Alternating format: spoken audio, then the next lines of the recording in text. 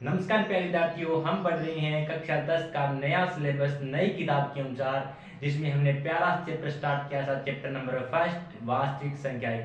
हमने एक्सरसाइज 1.1 को बिल्कुल अच्छे से देखा और एक्सरसाइज 1.2 को भी एक क्वेश्चन को सॉल्यूशन कर लिया। आज हम क्वेश्चन नंबर 2 और क्वेश्चन नंबर 3 को सॉल्यूशन करने वाले हैं और इसी के साथ इस एक्सरसाइज का खात्मा करने वाले हैं। तो प्यारे विद्यार्थियों, यकीन मानना, ये जो आप सेशन देखने वाले हैं वो आपको बिल्कुल दिल और दिमाग तक बिठा देने वाला हूँ। आपको एक भी ऐसा सवाल नहीं छोड़ूंगा जो आपको समझ में नहीं आएगा, लेकिन आपको अपनी तरफ से 100% देना है। मैं भी अपनी तरफ से 100% दूंगा। अगर आपने पहले वाले लेक्चर नहीं देखे तो प्लीज वो देख लेना और फिर देखना आपको कितना आनंद आता है मैथ को समझने में। तो चलिए देखते हैं इस प्यारे से सेशन को। और आपसे वादा कर चुका हूं एक भी सवाल आपको रटने नहीं दूंगा। तो क्या कहता है क्वेश्चन नंबर 2, सिद्ध करें कि 3 + 2 √ 5 एक अप्रिमेय संख्या है। तो मेरे प्यारे दोस्तों, हमने कल सीखा था कि परिमेय संख्या कौन सी होती है और अप्रिमेय संख्या कौन सी होती है। हमने जाना भी, हमने सिद्ध भी करके दिखाया। ठीक है, ठीक वही प्रोसेस पे हमने क्या किया, पहले माना कि जो हमें सिद्ध क्या करना है कि 3 + 2 √ 5 एक अप्रिमेय संख्या है। और मैंने आपको कल बताया था कि जो अंडरूट में आ रहा है वो क्या है, अप्रिमेय संख्या है। क्या है, अंडरूट वाली संख्या होती है अप्रिमेय संख्या। लेकिन हमें सिद्ध करके बताना है। भाई आप कैसे बताओगे कि ये अप्रिमेय संख्या है? एग्जामिनर को हम बोल के थोड़ी कहेंगे कि अप्रिमेय संख्या है, उसको तो हमें लिख के बताना है, यानी प्रूफ करेंगे। तो चलिए करते हैं। सबसे पहले इसके लिए हम उल्टा मान के चलेंगे, इसका जस्ट उल्टा मान लेंगे एक बार कि 3 + 2 √ 1 क्या है, परिमेय संख्या है। क्या मान लेंगे? क्यों माना? क्योंकि अगर हम परिमेय संख्या मानते हैं और हमारा पूरा का पूरा मेथड सही बैठ जाता है तो इसका मतलब ये परिमेय संख्या है। लेकिन अगर ये गलत होता है तो हम कह देंगे जो हमारा माना हुआ गलत है। अंत हमने पहले ही बोला था कि ये अप्रिमेय संख्या है। ये क्या है? अप्रिमेय संख्या। तो क्या करते हैं, चलिए हल। माना 3 + 2 √ 5 क्या है, एक बार मान लेते हैं कि ये एक परिमेय संख्या है। परिमेय संख्या हमने एक बार के लिए मान लिया कि जो हमने 3 + 2 √ 5 दी हुई है कि एक अप्रिमेय संख्या सिद्ध करना है। हमने माना कि 3 + 2 √ 5 एक अप्रिमेय संख्या है। यदि ये एक अप्रिमेय संख्या है तो अप्रिमेय संख्या कौन सी होती है, जो P/Q के रूप। क्यों, मैंने कल बताया आपको परिमेय संख्या कौन सी होती है, अप्रिमेय संख्या कौन सी होती है, इसलिए बोल रहा हूं। आप पहले वो देख लेना, आपको बिल्कुल अच्छी समझ में आएगा। तो वापिस से बता दूं, वो संख्या जो P/Q के रूप की हो और जहां Q का मान क्या नहीं होना चाहिए, कभी भी 0 नहीं होना चाहिए। ठीक है, और P और Q क्या होने चाहिए, पूर्णांक होने चाहिए, पूर्ण अंक होने चाहिए। ऐसे नहीं हो जिनका मान पॉइंटों में हो, और जिनका गुणनखंड क्या होना चाहिए, सिर्फ एक, यानी सह अभाज्य होने चाहिए। कहने का मतलब जो P और Q का मान है वो किसी से कटना नहीं चाहिए। ठीक है, ये हम कल समझ चुके हैं। तो हमने माना कि 3 + 2 √ 5 क्या एक परिमेय संख्या है। अगर ये 3 + 2 √ 5 एक परिमेय संख्या है, परिमेय संख्या है तो हम जानते हैं वो किसके बराबर होगी, आप कहेंगे P/Q के बराबर होगी। और जहां बोला गया है Q का मान कभी भी क्या नहीं होना चाहिए, 0 नहीं होना चाहिए। ठीक है, देखो अगर हमने मान लिया एक बार कि 3 + 2 √ 5 एक अप्रिमेय संख्या है, तो हम जानते हैं परिमेय संख्या P/Q के रूप की होती है। तो ठीक, हमने वैसा ही किया। क्या इस +3 को मैं इधर भेज दूं, आपको उसे भेज दो। यहाँ पे क्या है, 2 √ 5 है, ये प्लस का 3 इधर जाएगा तो क्या होगा, माइनस का। देखो 2 √ 5, ये तो यही रहेगा, प्लस का 3 इधर भेज दो, P/Q, ये प्लस का 3 इधर जाएगा तो माइनस का 3। ओके, फिर क्या करना है, यहां से देखो P/Q -3 आ गया। ओके, अब यहां से इस 2 को है ना, इस 2 को b गुणा में ना, इसको इधर भेज दो। एक बार क्या कर दो, इसके ब्रैकेट लगा दो। ये 2 गुणा में था, इधर आएगा तो इसके भाग में यानी इसके बटा में चला जाएगा। देखो ये सिस्टम मुझे पता आपको समझ नहीं आया, तो मैंने बोला था आपको रटाऊंगा नहीं। तो इसके लिए आपको क्या करना है, वापिस से समझो। क्या समझो कि देखो हमने क्या किया, 2 √ 5 तो यही रखा, और P/Q था, ये प्लस का 3 इधर जाएगा तो माइनस का 3। अब इसका क्या ले लो, एलसीएम ले लो। ठीक है, 2 √ 5 बराबर, देखो P तो ऐसी का ऐसा देगा, Q देखो इसके नीचे कुछ नहीं है तो मैंने बताया है, अगर आपको इसके नीचे कुछ नहीं है, एक होगा तो क्यू एकम क्यू, इसको डायरेक्ट 3 से गुणा कर दो। देखो एलसीएम कैसे लेते हैं, पी का तो पी आ जाएगा, इसके नीचे नहीं कुछ नहीं है तो एक आ जाएगा, यानी इसका एलसीएम क्या आ गया, क्यू आ गया। ओके, और यहाँ पे क्यू का भाग क्यू में दिया एक, और एक को पी से गुणा किया, पी आया, फिर माइनस है तो माइनस लगा दो, फिर एक का भाग क्यू में दिया, कितना आ गया, क्यू, और क्यू का 3 से गुणा किया, कितना आ गया, 3 क्यू। इसे ब्रैकेट लगा दो, कोई फर्क नहीं पड़ता, ठीक है। और ये 2 गुना में ना, इसको भी इधर भेज दो, ये 2 गुना में इधर आएगा तो इस संख्या के भाग में। अब तो आप समझ गए, इसे नाम दे दो एक बार के लिए, समीकरण 1। तो प्यारे विद्यार्थियों, अब आपकी आंखों से आपको दिखाई दे रहा होगा कि जो 1/2 है, 1/2 क्या पी अपॉन क्यू के रूप का नहीं है। देखो 1/2 क्या पी अपॉन क्यू के रूप का है, और ये संख्या देखो मैंने पहले ही बोला था पी और क्यू का मान क्या होगा, पूर्णांक होगा। देखो हम मान लेते हैं पी और क्यू का मान, कुछ भी मान लो एक समय के लिए, जैसे कि मैं कहूँ पी और क्यू का मान क्या मान ले, 2 मान ले, यहाँ पे पी का मान 2 मान ले और क्यू का मान 1 मान ले, तो क्या आएगा, -1/2 आएगा। क्या आएगा, -1/2 आएगा। तो प्यारे साथियों, जो भी संख्या आएगी वो किसके रूप में आएगी, पी अपॉन क्यू के रूप में। देखो यहां से जो भी संख्या आएगी, यानी ये पूरी की पूरी संख्या है, वो क्या है, एक परिमेय संख्या है। और हम ये जानते हैं, इससे पहले वाले क्वेश्चन में हम सिद्ध करके आए हैं कि √2 क्या है, क्या है, एक अपरिमेय संख्या है। क्या सिद्ध करके आए थे, वहां पे हमने सिद्ध किया कि जो रूट वाली संख्या है वो क्या है, एक अपरिमेय संख्या होती है। हम जानते हैं √5 तो अपरिमेय संख्या है, लेकिन ये क्या है, परिमेय संख्या है। ये परिमेय संख्या क्यों हमेशा थी, क्योंकि ये पी अपॉन क्यू के रूप का है। अगर आप पी और क्यू का मान कोई सा भी आपके मन में आए, जो आप मान रख के देख लेना, ये पूरा एक ऐसा मान आएगा जो पी अपॉन क्यू के रूप का होगा, और जहां क्यू का मान भी 0 नहीं होगा, यानी ये संख्या तो परिमेय संख्या होगी और ये अपरिमेय संख्या है। कहने का मतलब ये आपकी अपरिमेय संख्या है, ये अपरिमेय संख्या है, और ये आपका परिमेय संख्या है, ये आपका परिमेय संख्या है। देखिए ये अपरिमेय संख्या और ये परिमेय संख्या, क्या एक बात बताइए मेरे प्यारे दोस्तों, क्या परिमेय संख्या अपरिमेय संख्या के बराबर हो सकती है? नहीं हो सकती। मान लो कि अगर आपकी दोस्ती है, आप बहुत नीचे लेवल के हैं और आपका दोस्त बहुत ऊंचे लेवल का है, तो वो दोस्ती अगर बहुत बेहतरीन है, पक्की जब तो टिकी रह सकती है, लेकिन ज्यादा दिनों तक नहीं चलेगी। यानी दोस्ती भी अपने लेवल वालों के साथ में होती है। कहने का मतलब अपरिमेय संख्या परिमेय संख्या के बराबर कभी नहीं होती। अपरिमेय संख्या तो अपरिमेय संख्या के बराबर होती है और परिमेय संख्या तो परिमेय संख्या की बराबर ही होती है। ये हम अच्छी तरह से जानते हैं। ओके, यानी हमने जो माना था कि 3 + 2√5 है, वो आगे आके हमारा गलत साबित हो गया।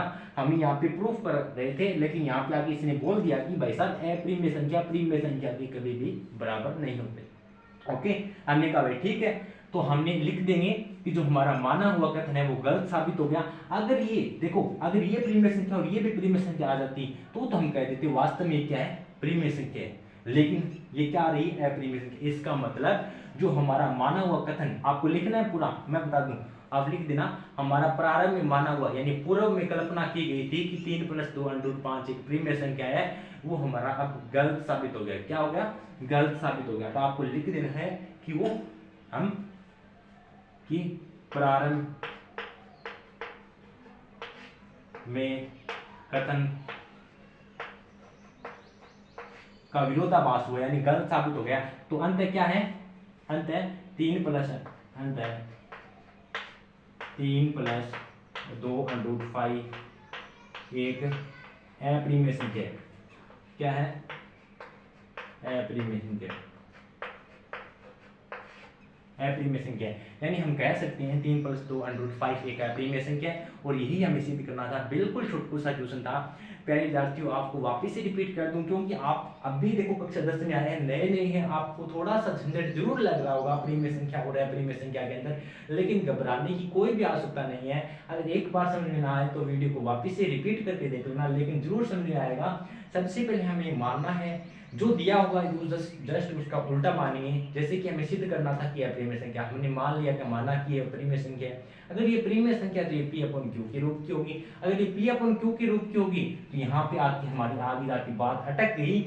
ये परिमेय संख्या आ गई, ये अपरिमेय संख्या आ गई, और ये हम अच्छी तरह जानते हैं कि परिमेय संख्या अपरिमेय संख्या के बराबर कभी भी नहीं हो सकती। धरती आसमान एक हो सकता है, लेकिन परिमेय अपरिमेय संख्या के बराबर कभी नहीं होगी। ओके, अंततः हम कह देंगे जो हमने कल्पना की थी वो गलत साबित हुई और हमारा माना हुआ कथन भी गलत हुआ। अंततः 3 + 2√5 एक अप्रिमेय संख्या है।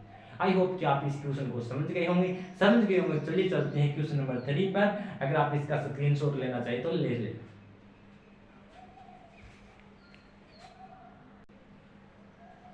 तो प्यारे विद्यार्थियों, ये रहा आपका क्वेश्चन नंबर 3। क्या कहता है क्वेश्चन नंबर 3? सेम पहले वाला क्वेश्चन है। हमें कहा है कि सिद्ध करें कि निम्नलिखित संख्याएं अप्रिमेय संख्याएं। हमें 3 संख्या दी गई है, हमें तीनों को क्या करना है? अप्रिमेय संख्या सिद्ध करनी है। बिल्कुल आसान सा है। अगर आपने पहले वाले दोनों क्वेश्चन देख लिए ना तो उससे तो बिल्कुल चुटकियों में होने वाला है। अगर आप दोनों का कॉन्सेप्ट सीख गए ना तो फिर देखना आपको कितना आनंद आने वाला है। सबसे पहले पार्ट नंबर फर्स्ट को प्रूफ करेंगे और देखिए क्या कहता है। सबसे पहले पार्ट नंबर फर्स्ट कि 1/√2 को आपको क्या सिद्ध करना है? अप्रिमेय संख्या सिद्ध करना है। और मैंने बताया है अगर अप्रिमेय संख्या सिद्ध करना है तो हम मान लेंगे कि ये क्या है। एक बार माना 1/√2 क्या है? एक प्रिमेय संख्या। तो देखिए सबसे पहले फर्स्ट को करते हैं। माना कि 1/√2 एक प्रिमेय संख्या। क्या है? प्रिमेय संख्या। अब आप कहेंगे सर आप बार बार प्रीमिय संख्या क्यों मान लेते हैं? क्योंकि और हमारे पास कोई चारा ही नहीं है। हम मानेंगे, उसको दिखाएंगे एग्जामिनर को। अगर हम इसे प्रीमिय संख्या मानते हैं तो हमारा डेरिवेशन सही नहीं होता, इसलिए प्रीमिय संख्या अगर सही हो जाता तो ये प्रीमिय संख्या होती। ठीक है, अगर 1/√2 क्या है? अगर अप्रीमिय संख्या है तो हम जानते हैं किसके बराबर होगी? P/Q के बराबर होगी। और जहां Q का मान कभी भी 0 नहीं होना चाहिए और P और Q क्या होना चाहिए? पूर्णांक, यानी पूर्ण अंक होने चाहिए। यही कंडीशन कहती है पूर्ण। तो देखिए ये P/Q है, इनका क्रॉस मल्टीप्लाई कर दो। Q को 1 से गुणा किया, Q आ गया। ठीक है, P को √2 से गुणा किया, P/2 आ गया। अब देखिए ये P गुणा में ना इसको इधर भेज दो भाग में। क्या आपके पास कुछ इस प्रकार का सिस्टम आ गया? देखो Q/P बराबर √2, इसे हम समीकरण नंबर 1 का नाम देते हैं। अब समीकरण नंबर 1 पर विचार करते हैं। समीकरण नंबर 1 पर विचार करते हैं कि जो मेरी साइड वाली यानी right hand side left hand side वाली संख्या है Q/P, वो क्या है? हम जानते हैं Q/P या फिर P/Q क्या है? एक प्रीमिय संख्या है। हम ये जानते हैं कि कौन सी संख्या है? प्रीमिय संख्या। और ये क्या है आपकी √2? अभी हम पीछे सिद्ध करके आए हैं √2 हमारी एक अप्रीमिय संख्या है। ये हमारे पास एक अप्रीमिय संख्या है और ये प्रीमिय संख्या है। और हम अच्छी तरह जानते हैं कि प्रीमिय संख्या अप्रीमिय संख्या के बराबर कभी नहीं होती। क्या नहीं होती? प्रीमिय संख्या के बराबर नहीं होती। तो हम यहाँ से कह देंगे कि हमें जो यहाँ से डेरिवेशन से लास्ट में मिला है कि प्रीमिय संख्या अप्रीमिय संख्या की कभी भी बराबर नहीं होती। अंततः हमारा माना हुआ कथन है वो गलत है। अंततः हम कह सकते हैं कि 1/2 आप लिख देना। अंततः हमारा माना हुआ कथन गलत है। अंततः 1/√2 क्या है? अप्रीमिय संख्या। ओके, ऐसे आप लिख देंगे। आपसे आशा करता हूं आप इतना तो सीख चुके होंगे। आपको इतना लिखना है कि 1/2 एक क्या है? अप्रीमिय संख्या, क्योंकि जो हमने माना हुआ कथन गलत साबित हुआ, क्योंकि जो Q/P है वो एक परिमेय संख्या है और √2 क्या है? अप्रीमिय संख्या है। तो दोनों कभी भी आपस में बराबर नहीं हो सकती। आई होप कि आपको ये समझ में आ गया होगा। चलिए इसका सेकंड पार्ट देखिए, बड़ी अच्छी सी है। मैं आपको अगर रियलिटी बताऊं तो जो आपको चैप्टर नंबर 1 है ना, चैप्टर नंबर 1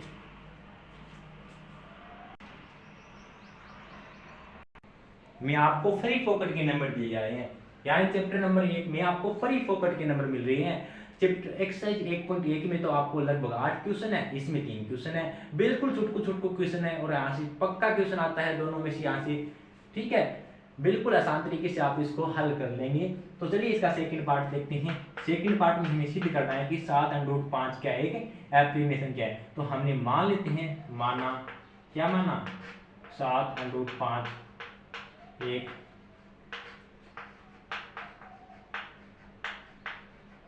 परिमेय संख्या है। एक बात मान लेते हैं कि जो 7√5 क्या है? एक परिमेय संख्या है। हम लास्ट में हमें सिद्ध कर देंगे कि ये हमारी अप्रीमिय संख्या है। तो हमने मान लिया 7√5 एक अप्रीमिय संख्या है, तो P/Q के बराबर होगी, जहां Q का मान ≠0 होना चाहिए और P और Q क्या होने चाहिए? पूर्णांक। ये कंडीशन भी होनी चाहिए। ठीक है, ओके। अगर ये 7/5 p/q के बराबर है तो ये 7 गुणा में है, तो अगर इसको भाग में भेजेंगे यानी गुणा में इधर जाएगा तो भाग में, तो ये 7 इधर आएगा तो 7q। तो इस कंडीशन पर विचार कीजिए प्यारे दोस्तों।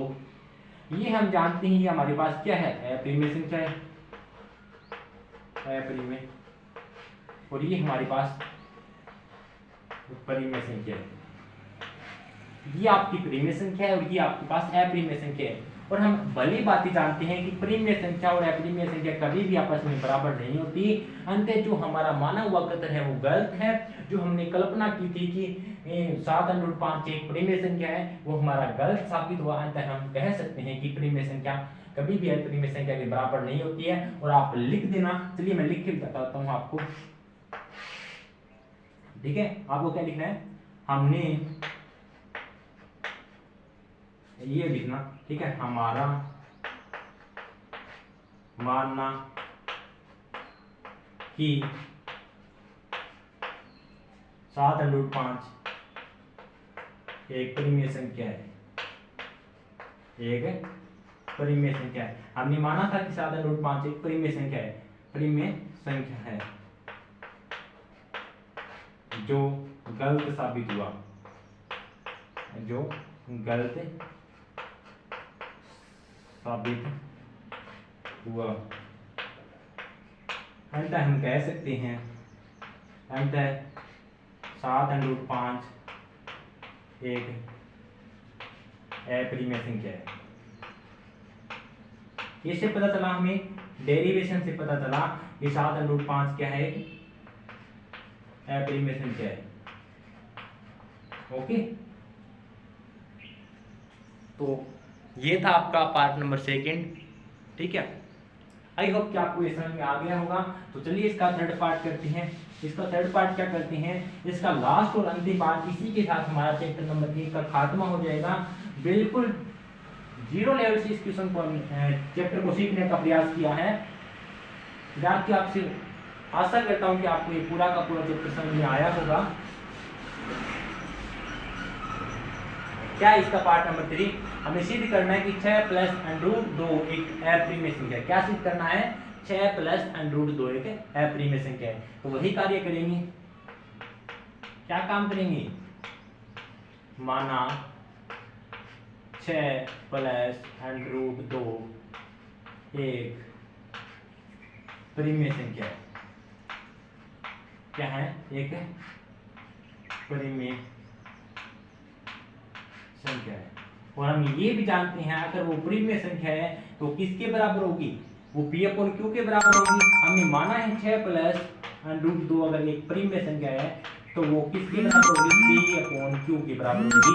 अगर ये p/q के बराबर होगी तो हमें ये भी बताया जहां पे q का मान क्या नहीं होना चाहिए, 0 नहीं होना चाहिए। और p और q आपका क्या होना चाहिए, पूर्णांक होना चाहिए। पूर्णांक का मतलब p और q का मान है वो पॉइंट में नहीं होना चाहिए। ओके, तो देखिए ये 6 + √2 है, तो √2 तो यही रखेंगे, ये प्लस का 6 इधर जाएगा तो माइनस का p/q, और ये प्लस का 6 इधर आया तो माइनस का 6। अब इसको हल करो आगे, √2 बराबर, इसका एलसीएम क्या आ जाएगा, इसके नीचे कुछ नहीं है तो 1 लगा दो, q एकम q। देखो आपको एलसीएम नहीं लेना आता है तो q को 1 से गुणा करो, q एकम q, यही इसका एलसीएम होता है। जब आपको एलसीएम नहीं पता है तो उसको डायरेक्ट नीचे वाली संख्या को आपस में गुणा कर लो, यानी q को 1 से गुणा किया, q एकम q, यही इसका लघुत्तम है, ठीक है। तो जब इसका लघुत्तम लेते हैं तो पहले इस संख्या की बारी आती है, तो इसके नीचे यानी ऊपर इसके नीचे जो संख्या है उसका इसमें भाग देंगे। q के अंदर q का, देखो q के अंदर q का भाग देंगे तो क्या आएगा, 1 आएगा। जो एक भागफल आया उसको ऊपर वाली संख्या से, यानी जिसके नीचे से हमने जिसके नीचे वाली संख्या से भाग दिया है, और जो भागफल आएगा उसी की ऊपर वाली संख्या से गुणा करेंगे। भागफल कितना है, 1, 1 को p से गुणा किया, p, फिर माइनस। अब 1 का भाग q में देंगे, q में 1 का भाग देंगे तो क्या आएगा, q ही आएगा, ठीक है। क्या आएगा, q आएगा। तो q आएगा, q को 6 से गुणा करेंगे तो क्या आएगा, 6q। ओके, क्या हो जाएगा, 6। यहां से हमारे पास एक डेरिवेशन निकल के आएगा। अब इस पे विचार करेंगे हम, इसे नाम दे दो समीकरण नंबर 1। ये हम जानते हैं अच्छी तरीके से, √2 क्या है, एक प्रीमिय संख्या है। क्या है? अप्रीमिय संख्या है, अप्रीमिय संख्या है। और ये आपकी क्या है? प्रीमिय संख्या है। ये प्रीमिय संख्या क्यों है? क्योंकि ये P/Q के रूप की है, लेकिन हमें पता तो नहीं है Q का मान क्या है, लेकिन Q का मान कभी भी 0 नहीं होगा, क्योंकि प्रीमिय संख्या है और इनसे प्रीमिय संख्या से निकल के आ गया। तो ये प्रीमिय संख्या और ये अप्रीमिय संख्या है, जो कि आपस में कभी भी बराबर नहीं हो सकती। अंततः हम यहाँ से कह सकते हैं कि प्रीमिय संख्या अप्रीमिय संख्या के कभी भी बराबर नहीं होगी। अंततः जो हमने माना था कि कथन, हमने क्या माना था कि 6 + √2 एक प्रीमिय संख्या है, जो हमारा मानना गलत साबित हुआ। अंततः 6 + √2 क्या? एक अप्रीमिय संख्या। आप ये नीचे लिख देना। तो ये था प्यारे साथियों आपका प्रश्नावली 1.2। क्या आपको प्रश्नावली 1.2 समझ में आया? क्या वास्तव में आपको कॉन्सेप्ट पढ़ने में आनंद आया? अगर आपको ये लेक्चर पसंद आया तो प्लीज अपना एक लाइक और कमेंट जरूर करके जाना। अगर आप इसी तरीके से कक्षा 10 का पूरा मैथ बिल्कुल फ्री ऑफ कॉस्ट पढ़ना चाहते हैं तो आज ही हमारे यूट्यूब चैनल मैथ की आवाज को ज्वाइन कीजिए और अपना सुनहरे भविष्य की ओर आगे बढ़े।